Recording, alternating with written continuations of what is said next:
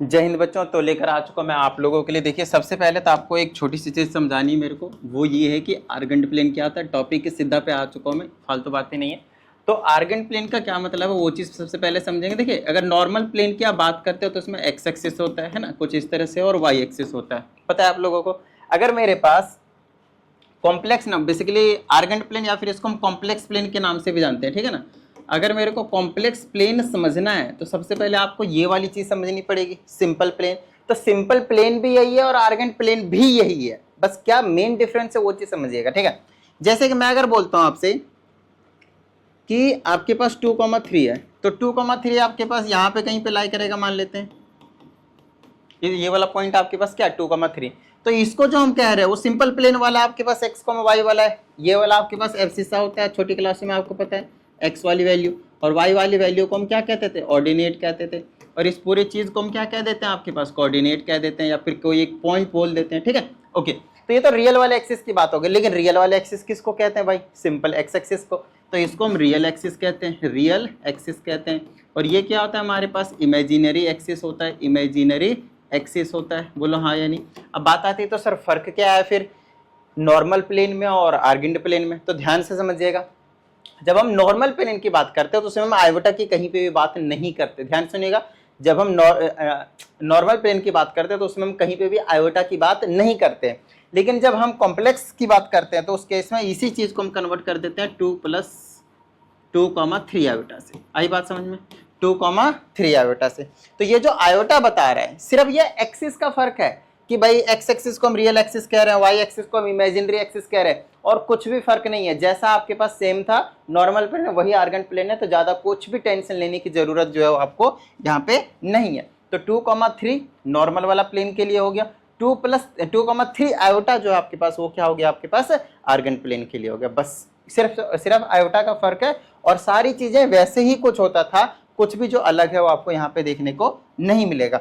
दूसरी चीज जो यहाँ पे आपको पता होना चाहिए वो है आपके पास डिस्टेंस फॉर्मूला। अगर आपको यहाँ पे डिस्टेंस फॉर्मूला मालूम है तो आप ये वाली जो एक्सरसाइज है सेकंड वाली 5.2 उससे आप तुरंत उड़ा देंगे। आई बात समझ में। मान लेते हैं कि आपके पास 2,3 है और 3,5 है। ये मान लेते हैं x1 है y1 है। फर्स्ट पॉइंट के लिए ये x2 है या y2 है।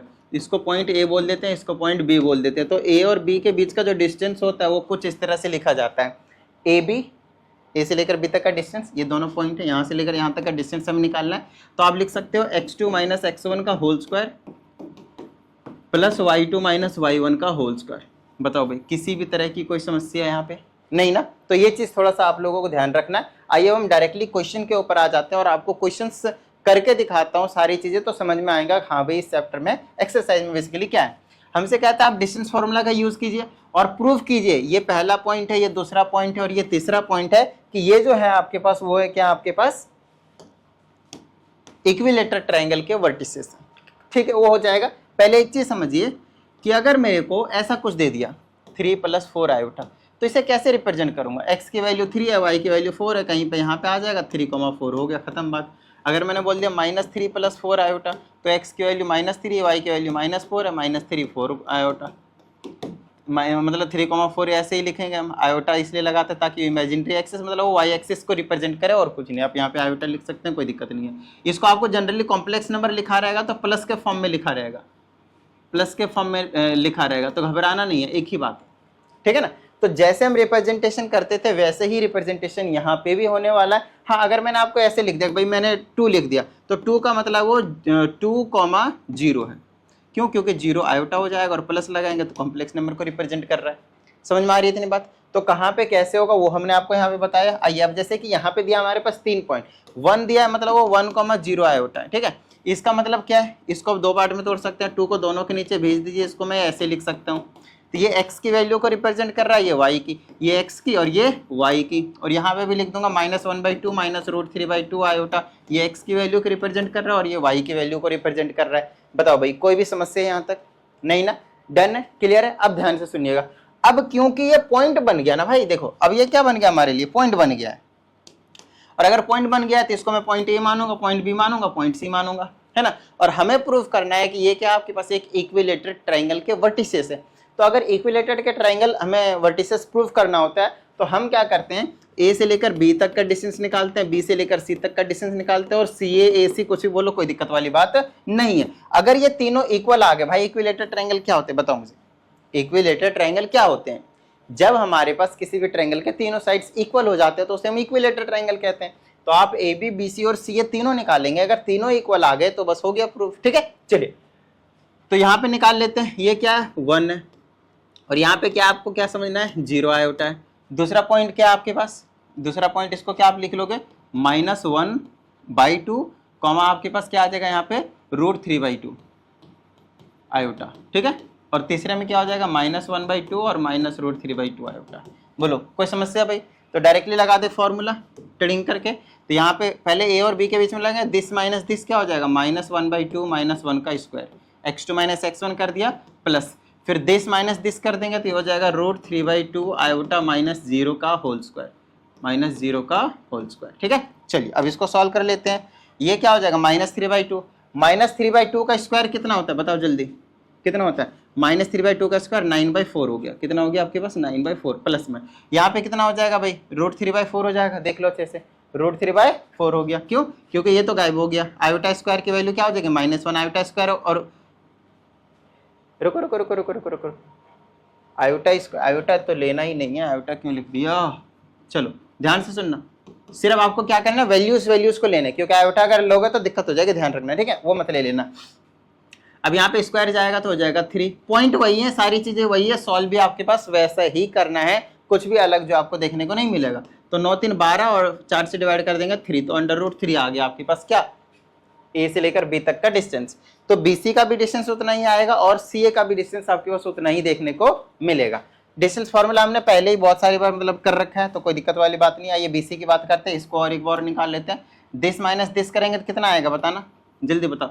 -1/2 में से माइनस करेंगे -1/2 तो 0 हो जाएगा, करके देख लीजिएगा। प्लस में इसमें से इसको माइनस करेंगे तो कितना हो जाएगा, माइनस का √3/2 है, उसमें माइनस कर रहे हैं √3/2 और फिर इसका स्क्वायर करेंगे, ध्यान समझिएगा, ये दोनों ऐड हो जाएंगे। तो माइनस का 2 √3/2 होगा, इससे ये कैंसिल होगा, -√3 का स्क्वायर करेंगे तो 3 होगा, और फिर वो रूट था ही था, तो इसका भी आपके पास फाइनली √3 देखने को मिल गया। ये कैलकुलेशन आपको देखने को मिल ही रहा होगा, राइट। चलिए अगर मैं इसको निकालता हूँ तो क्या आएगा, ध्यान से देखिएगा। इसको अगर मैं सॉल्व करता हूँ तो -1/2 में 1 माइनस हो जाएगा, देख लो, -1/2 में -1 का स्क्वायर कर दिया, प्लस में फिर -√3/2 में माइनस कर देंगे आपके पास 0, तो ये भी कुछ वैसा ही नज़ारा दिखा रहा है भाई, देखो है ना। ये हो जाएगा -√3/2 9/4 बन गया, और यहाँ से आपके पास क्या बन गया 3/4, तो ओवरऑल इसका भी तो सेम ही आ गया पहले की तरह √3। तो क्योंकि ए बी बी सी और सी ये तीनों आपके पास इक्वल है, तो ये क्या है आपके पास एक इक्विलेटरल ट्रायंगल के वर्टिसेस प्रूव हो गए। अब हमें पता है डिस्टेंस निकालना है भाई, अब तो कोई समस्या नहीं है, अब तो ये 9th क्लास की चीजें बन गई भाई। चलो अब हमें प्रूव करना है कि ये तीनों पॉइंट क्या है, कोलिनियर है। देखो मैं बताता हूँ, ये पॉइंट कुछ और नहीं है -2, 3 समझो, ये पॉइंट कुछ और नहीं है -1, 2 समझो, ये पॉइंट कुछ और नहीं है 5, -4 समझो, खत्म बात। इसको पॉइंट ए बोल दो, पॉइंट बी बोल दो, पॉइंट सी बोल दो। क्या आप मुझे ए बी बी सी और सी ए की वैल्यू निकाल कर नहीं दे सकते, जैसा अभी मैंने आपको पीछे सिखाया, डिस्टेंस फॉर्मूला से डिस्टेंस निकाल कर दे दोगे? ठीक है सर, ध्यान से सुनो। कोलिनियर की एक छोटी सी कंडीशन आपने याद रखनी, जो कि 10th क्लास में भी था आपके पास, कि ए बी और बी सी को अगर हम ऐड कर देते हैं तो सी ए के इक्वल आएगा। समझना कुछ ऐसे है, यहाँ पे ए है मान लेते हैं, यहाँ बी है और यहाँ पे सी है। तो अगर आप मुझे बताइए कोलिनियर का मतलब क्या होता है। सबसे पहले तो कोलिनियर का मतलब points which lie on same straight line. Clear है यहाँ तक?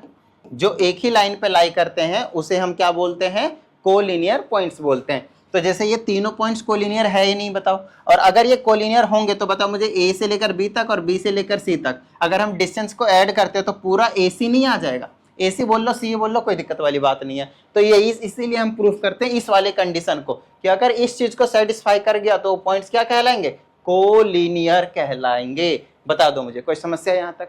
याद हो गया, समझ में आ गया? ठीक है, चलिए अगले क्वेश्चन की बात करते हैं। ए बी सी डी दे रखा है 4 पॉइंट, एक ये और एक ये। इसका मतलब क्या है, 4,1 दिया है। इसका मतलब क्या है, 1,6 दिया है। इसका मतलब क्या है, -4,3 दिया, और इसका मतलब क्या है, -1, 2 दिया है। इस पॉइंट को हम ए बोलेंगे, बी बोलेंगे, सी बोलेंगे, डी बोलेंगे, क्योंकि रिस्पेक्टिवली बोला है, लगातार है। ठीक है, चलिए अब हमसे प्रूव करने के लिए बोला है कि आप मुझे बताइए कि ये वर्टिसेस हैं किसके, स्क्वायर के।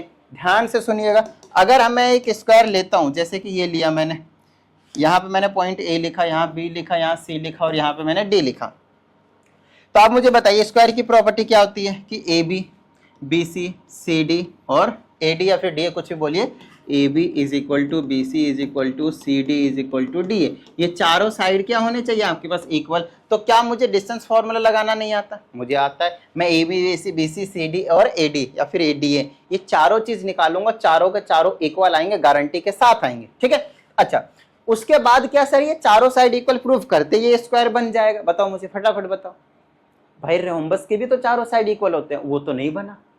रोम्बस के भी तो चारों साइड इक्वल होते हैं, वो तो नहीं बना स्क्वायर, वो तो रोम्बस का रोम्बस रहा।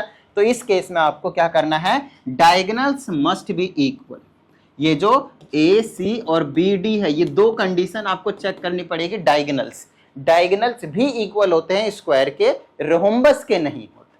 क्लियर है? तो हमें यहाँ पे गारंटी के साथ ये चीज भी प्रूव होगी और ये चीज भी प्रूव होगी। तो ये चीज आपको यहाँ पे करके दिखाना है। आई होप आप सभी को समझ में आ गया होगा। आइए last question of this exercise पे आते हैं, जहां पे आपके पास Z1, Z2, Z3 और Z4 गिवन है। ये सारे के सारे कॉम्प्लेक्स हैं। हमें प्रूव करना है कि ये वर्टिसेस है किसी एक पैरेललोग्राम के आर्गन डायग्राम में। कंडीशन ये है कि ये तभी पॉसिबल है Z1 और Z3 और Z2 और Z4 का सम जो है वो आपके पास इक्वल आना चाहिए। ठीक है, चलिए तो ध्यान से समझिएगा। आपको Z1, Z2, Z3 और Z4, Z1, Z2, Z3 और Z4 कुछ अज्यूम करना पड़ेगा। जरूरी न्यूमेरिक वैल्यू आप एज्यूम करें, A to Z में से अल्फाबेट्स ले लेंगे, लेटर ले लेंगे। जैसे कि देखिए मैंने इसको A प्लस आयोटा B बोला, कोई दिक्कत नहीं, आप ले लीजिए। इसको आप C प्लस आयोटा D ले लीजिए, कोई दिक्कत नहीं। मेरी बात ध्यान से सुनिएगा, ऐसा लेना है कि ये दोनों का सम हमेशा इक्वल आए।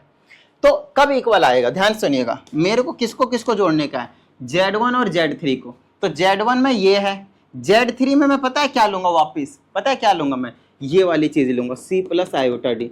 क्यों लिया मैंने C प्लस आयोटा डी, पता है क्योंकि मैं Z1 और Z3 को ऐड करूंगा तो क्या आएगा, A प्लस सी और प्लस में B प्लस डी आयोटा। बोलो हाँ या नहीं? ठीक है, अच्छा फिर मुझे डी में Z4 में क्या लेना पड़ेगा, A प्लस बी लेना पड़ेगा, A प्लस बी लेना पड़ेगा। जैसे मैंने A प्लस बी लिया, अब मुझे बताओ Z2 और Z4 को ऐड करेंगे तो क्या आएगा, A प्लस सी और B प्लस डी आएगा या नहीं आएगा? ऐसे करके हम ले सकते हैं। आ रही बात समझ में? इस तरह से हम ले सकते हैं, कुछ न्यूमेरिक वैल्यूज भी ले सकते हैं, बट आप ऐसे लेकर करें ज्यादा बेस्ट रहेगा। अब अगर हमारे पास एक पैरेललोग्राम है, अब अगर हमारे पास कुछ इस तरह से एक पैरेललोग्राम है जिसमें पहला है A प्लस आयोटा बी, ये वाला वर्टिसेस, ये है C प्लस आयोटा डी, और ये फिर से वापिस है आपके पास A plus iota, C plus iota D, sorry,